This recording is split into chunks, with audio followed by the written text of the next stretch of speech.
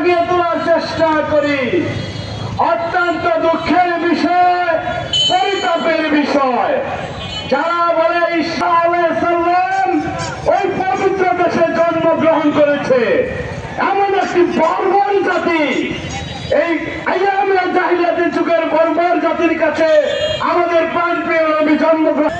তুরস্ককে তুলো নিক্ষেপ করতাম, ওই মিশরের বিরুদ্ধে আমরা গুরুত্ব দিতাম, কিন্তু দুঃখের বিষয় পবিত্র মক্কা নগরী এবং জান্নাতুল বাকি আছে, যার ফলে আমরা মুসলমানেরা চাইলেও পারি না।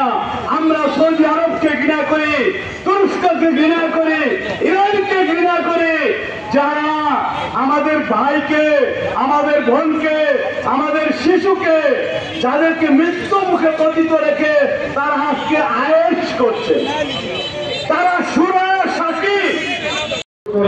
এবং আমরা সবাই একতাবদ্ধভাবে সবাই যদি একসাথে কাজ করি, তাহলে আমার মনে হয় একটা সময় এই যুদ্ধ থামবে। সবাইকে ধন্যবাদ।